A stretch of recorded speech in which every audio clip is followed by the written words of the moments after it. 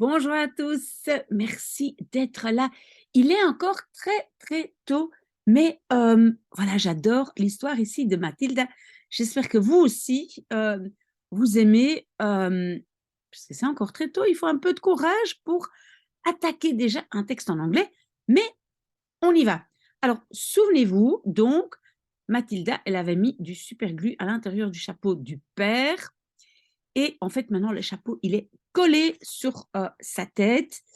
Et donc, Mathilda disait, There is a boy, il y a un garçon en bas de la rue qui a du superglue sur son doigt sans, ah oui, who got, qui avait du superglue sur son doigt sans le savoir, without knowing it, sans le savoir. Et alors, il a mis son doigt dans son nez. Monsieur Wormwood sursautait. Que s'est passé à lui? Donc, en fait, qu'est-ce qui s'est passé avec lui? He spluttered. To splatter, c'est pas vraiment un verbe qu'il faut savoir parce que c'est un verbe assez spécifique. Bah, on peut dire il disait, mais to splutter, normalement, c'est bafouiller, bredouiller. Hein? Mais donc, ça, pour moi, ce n'est pas un verbe que vous devez déjà savoir. OK? Ah oui, je vais peut-être agrandir un tout petit peu. On va lire 4 pages aujourd'hui, hein, parce qu'il y a de nouveau beaucoup de dessins. Le doigt euh, était resté bloqué, coincé à l'intérieur de son nez, disait Mathilde.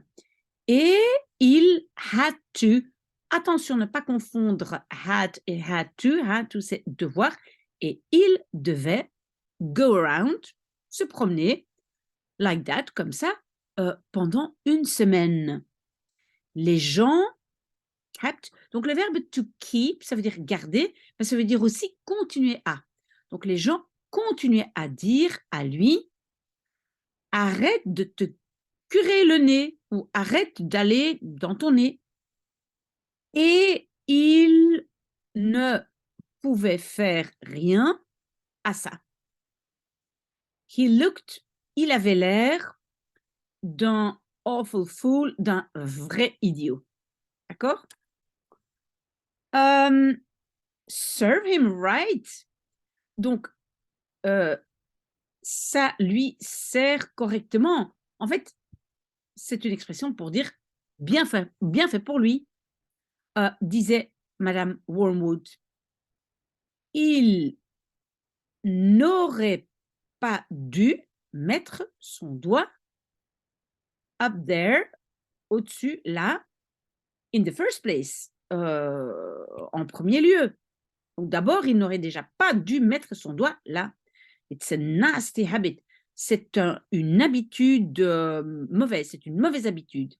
Si tous les enfants avaient du superglue mis sur leurs doigts, ils, et ça c'est donc le D ici, ça vient de would, they would stop. Ils arrêteraient très vite euh, de le faire. J'espère que vous comprenez mon mauvais français, hein, comme je le dis à chaque fois, j'essaie de traduire mot à mot. Mathilda disait, grown-ups, les adultes, le font aussi, maman. I saw, j'ai vu toi, donc je t'ai vu, le faire hier dans la cuisine. That's quite enough from you. Ça, c'est vraiment suffisant de from you, de toi, de ta part, disait Madame Wormwood, turning pink, et elle devenait donc rose, peut-être rouge, nous on dirait. Donc elle rougissait. Monsieur Wormwood devait garder son chapeau on, donc dessus, ça veut dire sur sa tête, all through, totalement pendant le souper in front of, devant la télévision.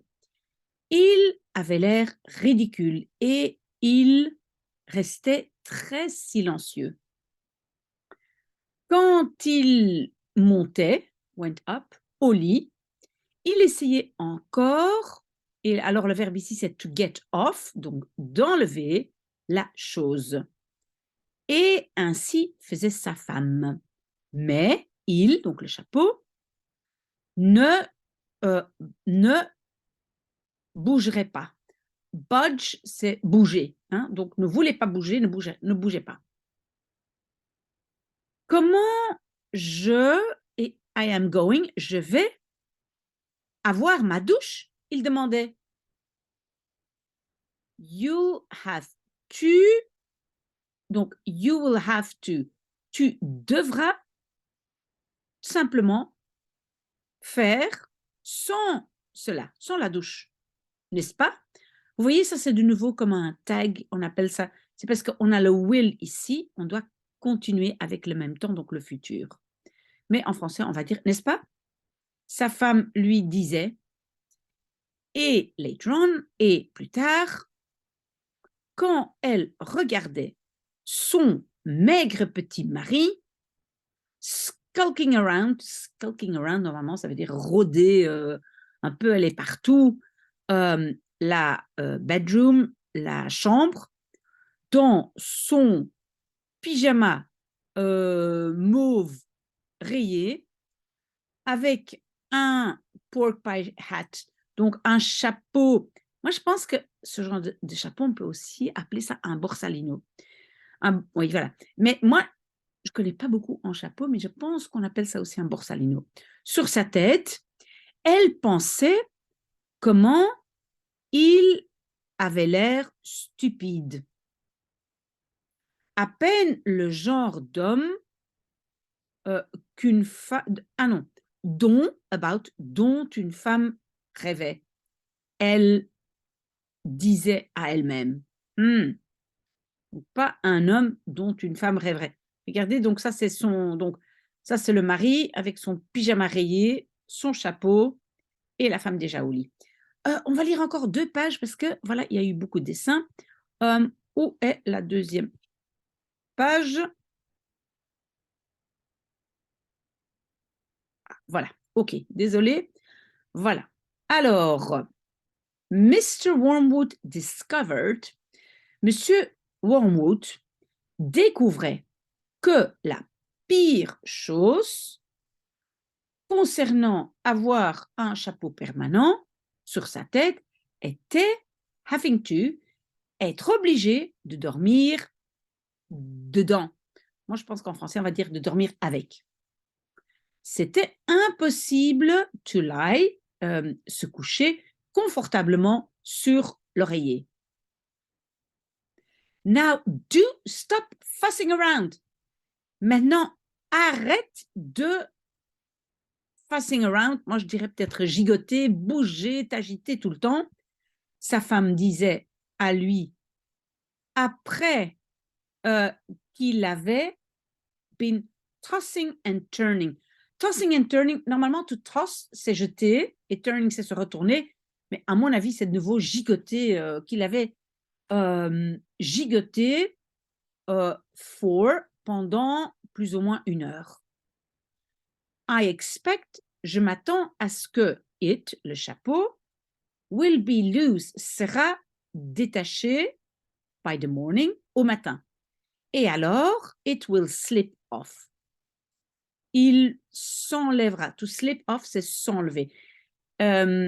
Il s'enlèvera facilement. But, mais, il n'était pas détaché au matin et it wouldn't slip off. Et il ne se détacherait pas. Donc, le chapeau ne s'enlève pas. Donc, Madame Wormwood prenait une paire de ciseaux et coupait la chose off. Donc, elle l'enlevait en coupant de sa tête, morceau par morceau, donc petit à petit. D'abord le dessus et après the brim, donc c'est le bord. Où le ruban intérieur avait headstock, donc headstock était collé à ses cheveux all around, tout autour les côtés, Et l'arrière, elle devait, et le verbe c'est chop off, c'est de nouveau couper, enlever, elle devait couper les cheveux right to the skin, tout à fait jusqu'à la peau, so that, de façon à ce que, ça c'est so that, de façon à ce que il finissait avec un anneau blanc chauve. J'espère que vous avez, around his head, autour de sa tête, j'espère que vous avez l'image. Hein. Donc, elle a dû couper, voilà, tout autour, là où ça avait collé, et voilà, il avait une bande comme ça, complètement chauve. Like some sort of a monk, comme quelque sorte de moine, un peu comme un moine. Et in the front, et le devant, il y restait a whole lot. Donc, a whole lot, ça veut dire beaucoup de petits morceaux de stuff, c'est de choses, bruns comme du cuir. Leathery, ça veut dire comme du cuir. Que aucun montant de lavage, donc que c'est un peu difficile, mais que même si on le lavait plusieurs fois, would get off, enlèverait, conditionnel. Et ici, on voit que Madame Wormwood est en train de couper le chapeau de la tête de son mari. Allez, on a presque fini. Ah, là, ils sont au petit déjeuner, le père et Mathilda.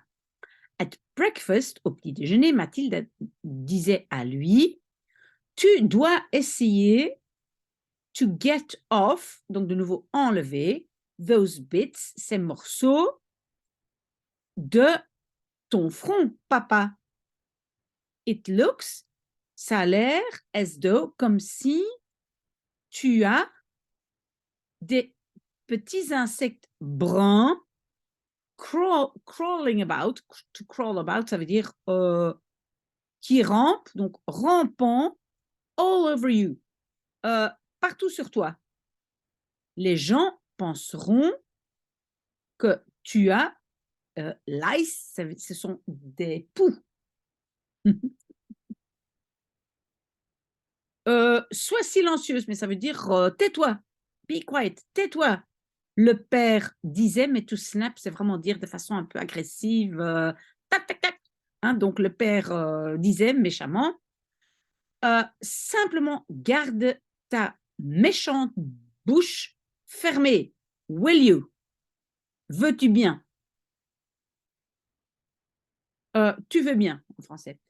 All in all, donc ça veut dire finalement tout compris, c'était un exercice most satisfactory, très satisfaisant pour Mathilda, évidemment, pas pour le père, mais c'était sûrement too much, trop d'espoir ou trop à espérer que cela avait taught, ça vient du mot teach, c'est donc le passé, et que ça avait enseigné, je pense qu'en français on va dire donner une leçon, le père une leçon permanente. Donc on ne pouvait pas espérer que maintenant le père avait compris que ça avait été une bonne leçon. Elle ne pense pas. Voilà, j'espère que ça a été, j'espère que vous aimez bien les livres de Mathilde comme moi. Moi, j'adore vraiment, vraiment, j'adore lire ça. Et voilà, s'il y a des questions, revenez vers moi. Vous faites votre liste de vocabulaire, mais ne mettez pas trop de mots spécifiques si vous êtes des débutants. Hein. Attendez un tout petit peu à mettre des mots comme to splutter, to skulk, etc. D'accord? S'il y a des questions, je suis là. À bientôt.